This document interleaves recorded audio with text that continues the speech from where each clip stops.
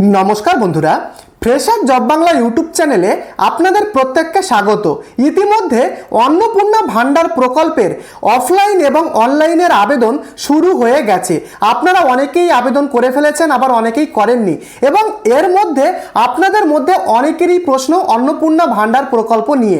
আপনারা অনেকেই আমাকে কমেন্ট করেছিলেন যে অনলাইন না অফলাইনে আবেদন করলে কোনটাতে আগে টাকা পাওয়া যাবে, সেই বিষয়ে কিন্তু আজকের ভিডিওতে বলা থাকবে। আরেকজন কমেন্ট করেছিলেন আবেদন করার ঠিক কতদিন পরে অন্নপূর্ণা ভান্ডার প্রকল্পের টাকা আমার ব্যাংক অ্যাকাউন্টে ঢুকবে, সেই নিয়েও কিন্তু আজকের এই ভিডিওতে বলা থাকবে।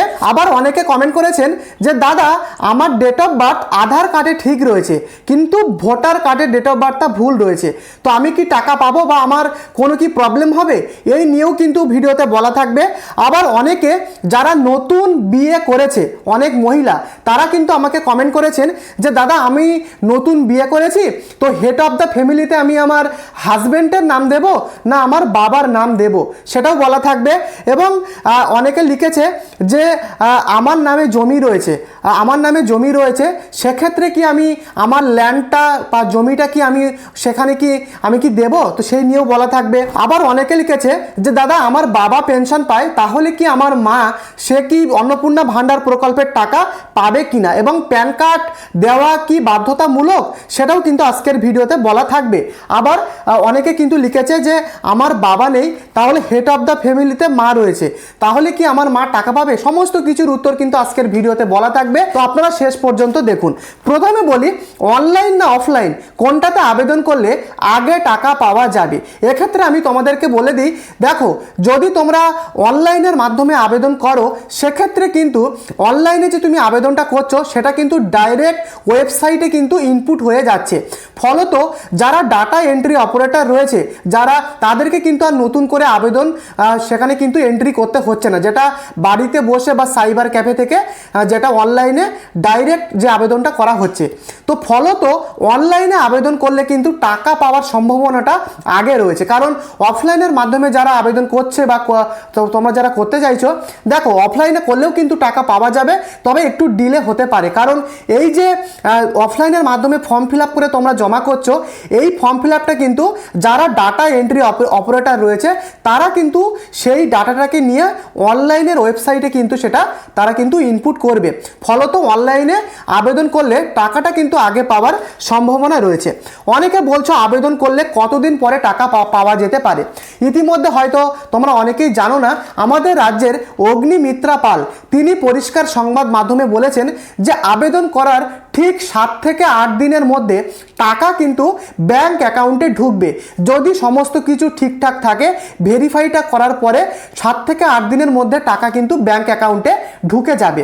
অতএব যারা সঠিক উপভোক্তা তাদের কিন্তু 7 থেকে 8 দিনের মধ্যে টাকা ঢুকে যাবে, এমনটাই কিন্তু অগ্নিমিত্রা পাল তিনি কিন্তু সংবাদ মাধ্যমে বলেছেন।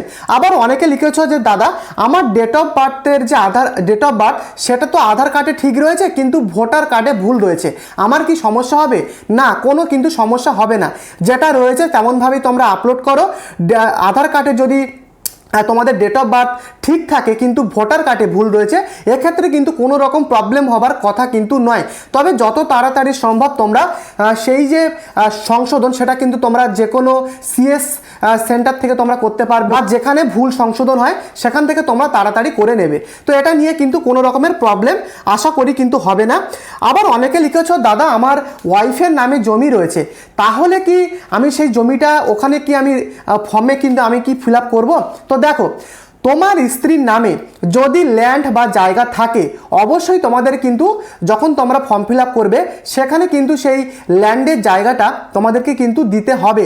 দেখো পরিষ্কারভাবে আমাদের মুখ্যমন্ত্রী বলেছে যদি কোনো রকম ভুল ধরা পড়ে এবং সেই ব্যক্তি যদি ধরা পড়ে, তার কিন্তু সেই অন্নপূর্ণা ভান্ডার প্রকল্পের টাকা সেটা কিন্তু বন্ধ করে দেওয়া হবে। অতএব যদি তোমাদের স্ত্রীর নামে ল্যান্ড বা জায়গা থাকে, অবশ্যই তোমরা ফর্মে কিন্তু সেটা ফিল আপ করো, কোনো রকম কিছু প্রবলেম কিন্তু হবে না। বুঝতে পেরেছো? তো এই কিন্তু মেন ব্যাপার।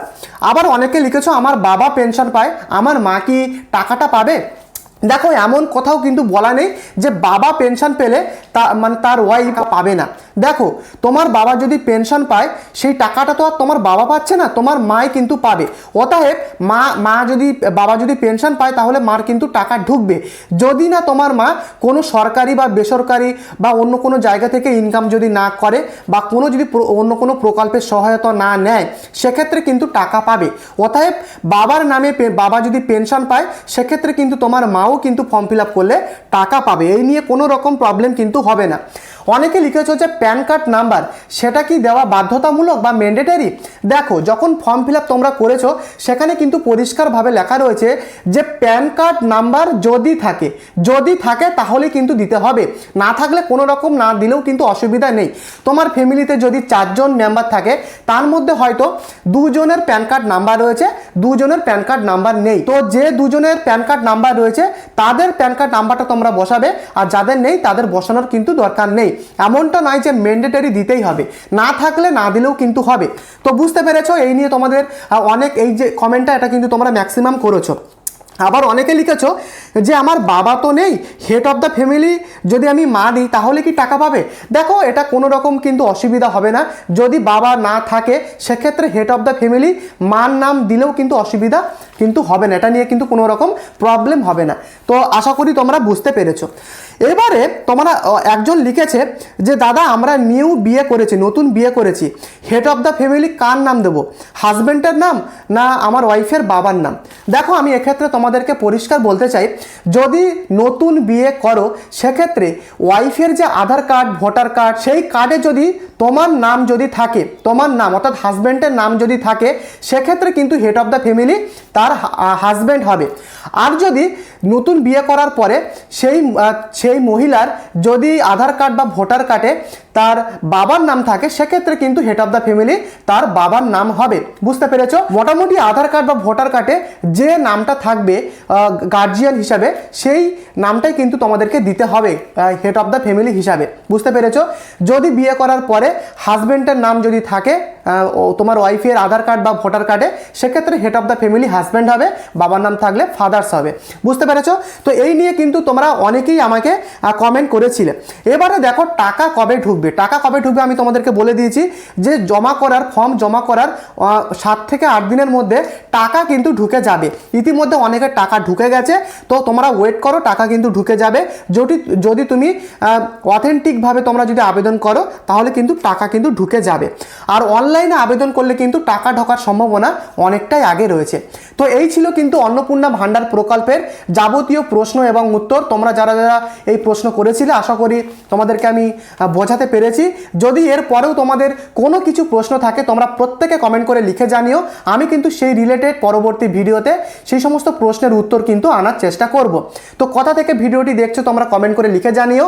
আর চ্যানেলে নতুন হলে তোমরা প্রত্যেকে এই চ্যানেলটিকে সাবস্ক্রাইব করে ভিডিওটিকে অবশ্যই একটি লাইক করে দিও পরবর্তী আপডেট পেতে। দেখা হচ্ছে পরবর্তী ভিডিওতে।